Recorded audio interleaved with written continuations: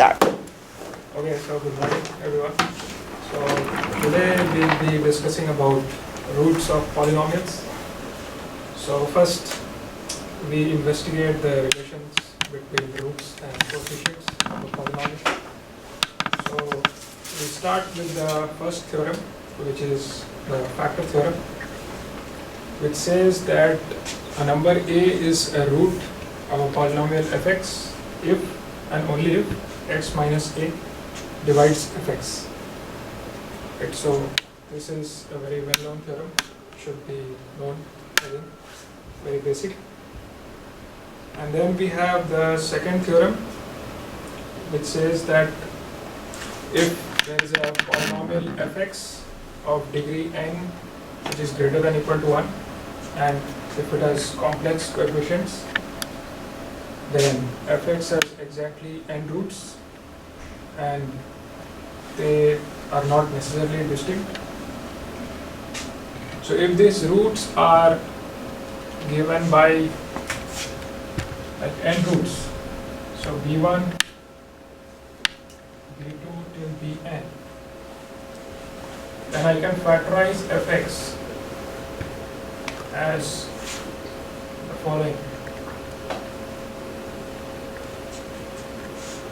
So x, so a0 is the leading coefficient of the polynomial fx, and then I can factorize fx in terms of its roots. So a0 times x minus b1 times x minus b2, and then the last term is x minus bn. Right. So any questions on this theorem? I hope this is pretty simple and clear, right? Okay, so now let's consider a polynomial of degree 3. So let's say fx is this: a0 x cubed plus a1 x squared plus a2 x plus a3. And let's say alpha, beta, gamma, these are the roots of fx. So can anyone tell me what is the expression for the factorization of fx? Yes? So, according to equation 1 up there, we have a0 times quantity x minus alpha times quantity x minus beta times quantity x minus gamma. Okay, very good. Everyone agrees with this one? So is that a0 the same as the a0 above? Yes. Yeah, if you factor out the x cubed. Okay, so now we have this expression. So what I can do is I can compare this expression and this expression, right? So if I expand this, then I get what? So this is x square minus x alpha plus beta plus alpha beta times x minus gamma, right? So then I multiply this with the other term. So I get x cubed minus x alpha plus beta plus gamma and plus x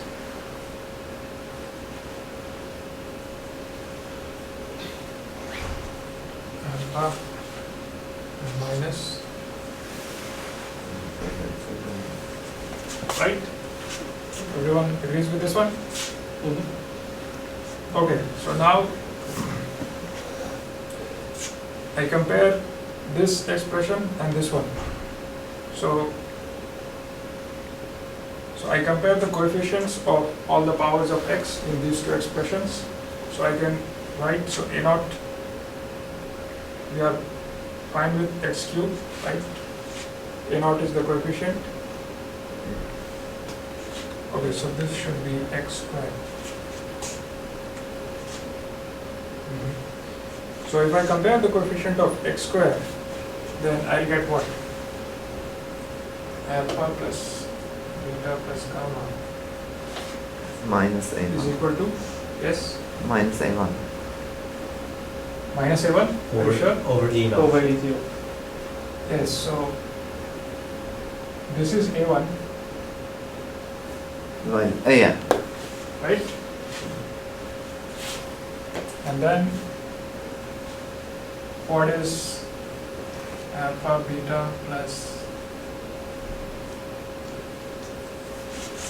beta gamma plus gamma alpha? What is this? E2. A2 over A0. That's the generalization of the second Correct. one. And then what is alpha beta gamma? What is this? Minus A sub 3 over A0.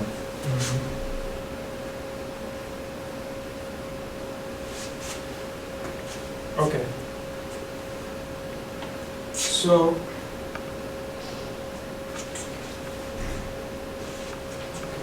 then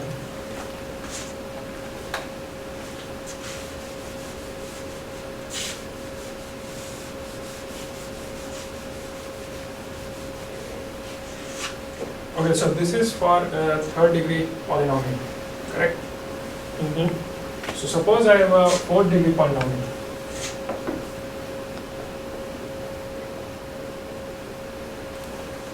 So a naught x to the 4.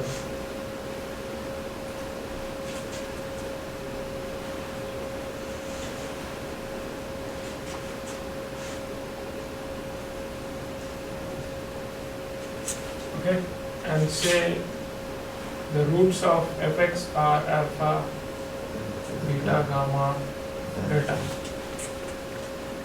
So what can I write for? So if I call The sum of the roots is some of the roots, if I write it in abbreviated form like this, sigma alpha, right? Sure. So this is equal to, minus A1 divided by A0. yes, that's correct. Then if I call, so sum of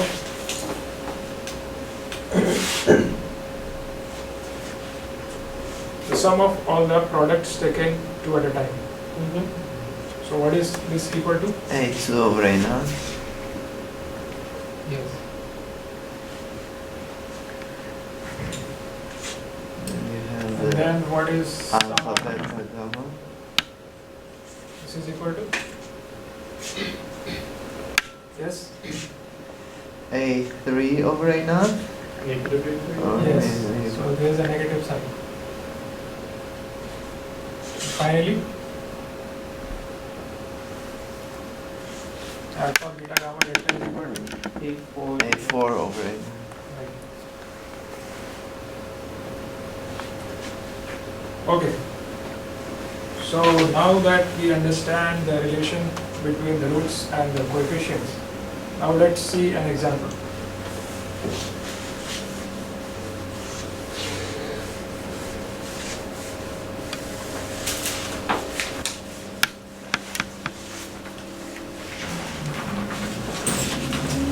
Okay, so the problem is this. So let's say I take a quadratic equation. Fx is ax squared plus bx plus c, where a is not 0. No, he's looking at. Okay, so I'm looking at the illustrative example. Oh, okay. So a, B, and C are real and A is not 0, and it is given that A and 4A plus 3B plus 2C, they have the same sign.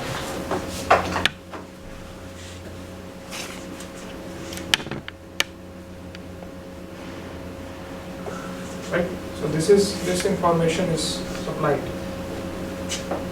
So the question is to show that this quadratic cannot have both roots in the interval 1, 2. So based on the information we just went through, can anyone suggest any possible approach to this problem? Calculate f of 1 and f of 2. Okay. F of 1 is ABC, A plus B plus C. Okay. F of 2. Is 4A 2B plus C. 4A plus 2B plus C. Okay. And then f2 minus f1 is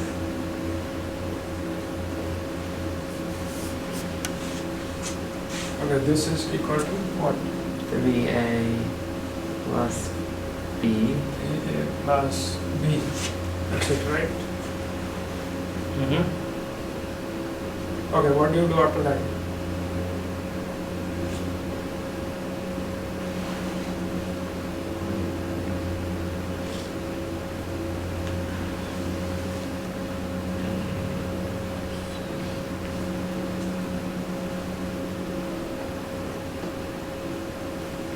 So try to make use of the relation between roots and coefficients.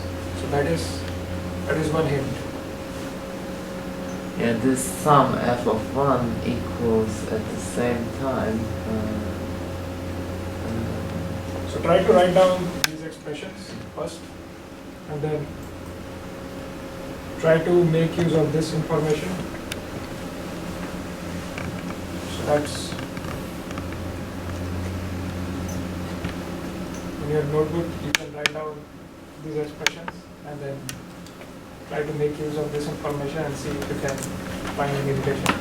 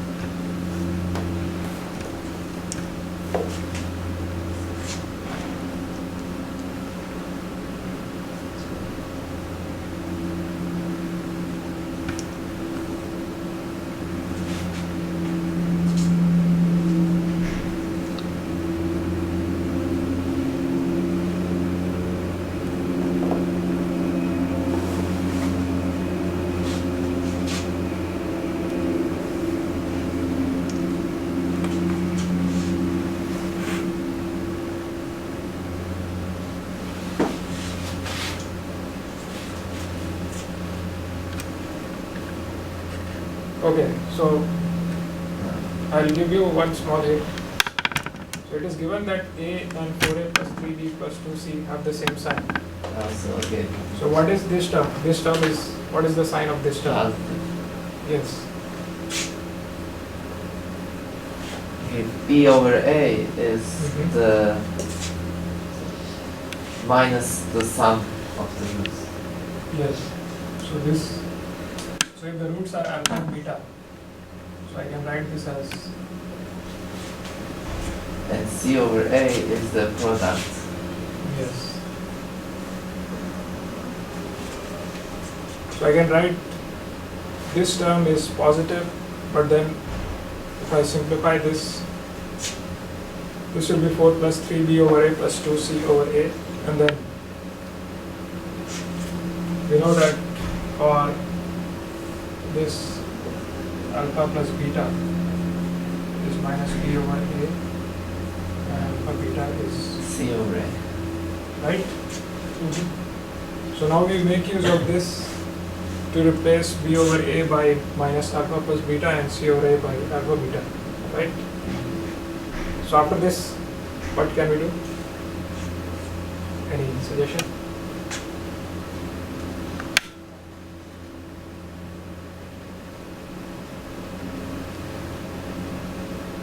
So remember, we have to show that both roots cannot lie in this interval. So at least one root has to be outside this interval.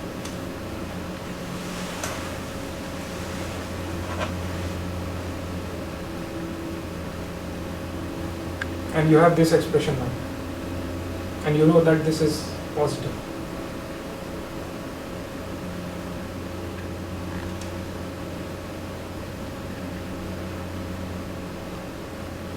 So, I okay. think you want to subtract 4 from both sides, right?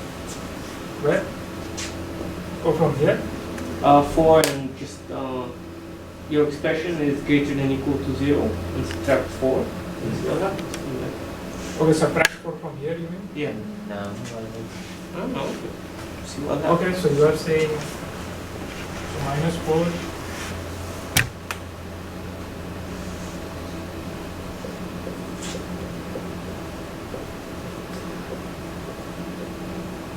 Can that help us? I don't think that Yeah. helps a lot. You can do like, if alpha is 1, then you can show that beta is not in 1 and 2, and then you can do it for 2 or in general for all the values between 1 and 2. Okay, so this problem structure is such that if we go by contradiction, like if we prove a contradiction. Oh, okay, you can start with alpha is between 1 and 2. Yes. So let's assume alpha is between 1 and 2. And then add with beta to it. And beta. So let's assume both roots are between 1 and 2. And then we'll show that this cannot happen. So Then the sum is from between here- 2 and 4. So from here, what can I write? 2 less than alpha, Alpha plus. minus 1. No, alpha plus beta is between 2 and 4.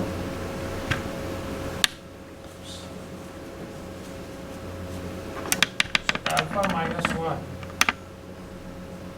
is greater than 0, right? So from here. And beta minus 2 is less than 0. Correct? From here, this assumption. Alpha minus 1 is greater than 0. If I take minus 1 this side. Why do you do that? You can just put alpha plus beta is between 2 and 4, and then alpha Okay. times beta is between 1 and 4. And Okay, I then can do that too.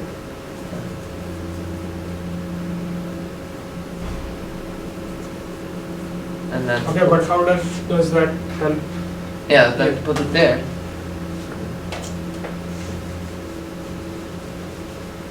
Okay, so So minus So- 3 times so from alpha here- plus beta.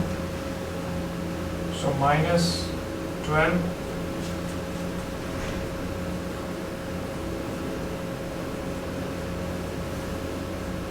this is what I get, right? Yeah, and then 2 is 2 and 8. This is 2. And 8. Okay, And then you add them so if I add side by side. minus 10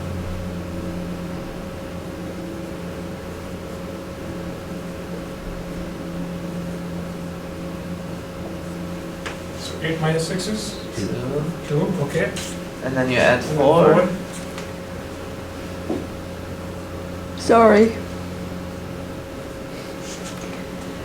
Yeah. your contradiction. first inequality is wrong. Yeah. Sorry? The first inequality, when you multiply by negative number, you need to change your inequality signs. Oh. Oh, yeah. You Yeah. have Okay, so Yeah, you multiply by a negative number, so you gotta change the direction. negative 12 is not less than negative 6.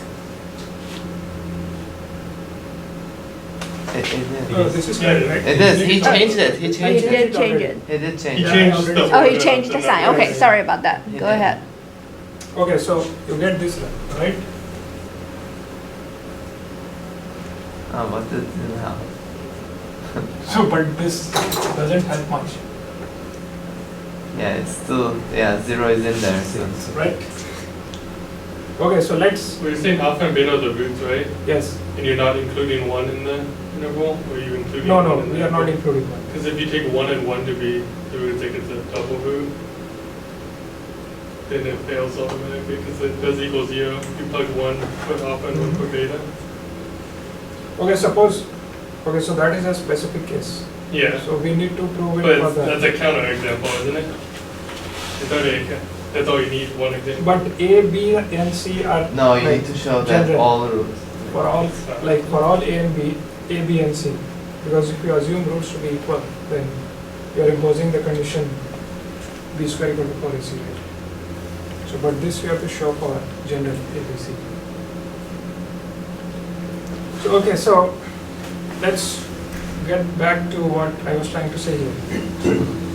So alpha minus 1 is greater than 0, beta minus 2 is less than 0, right?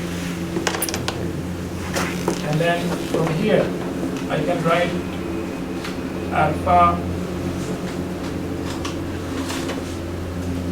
so beta minus 1 is greater than 0, and alpha minus 2 is less than 0, right? So if I multiply these two,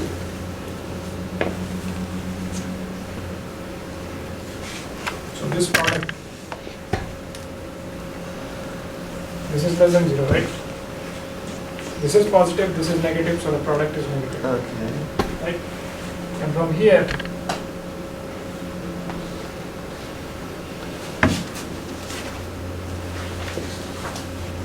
this is less than 0, correct? Positive, negative, multiplied, correct? Everyone agrees with this? Yeah. So if I add these two, this sum,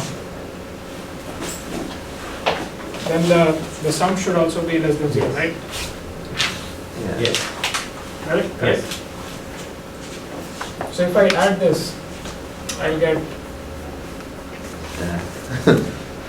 alpha beta, 2 alpha beta, minus 3 times alpha plus beta plus 4. You get the equation. So if you see this term,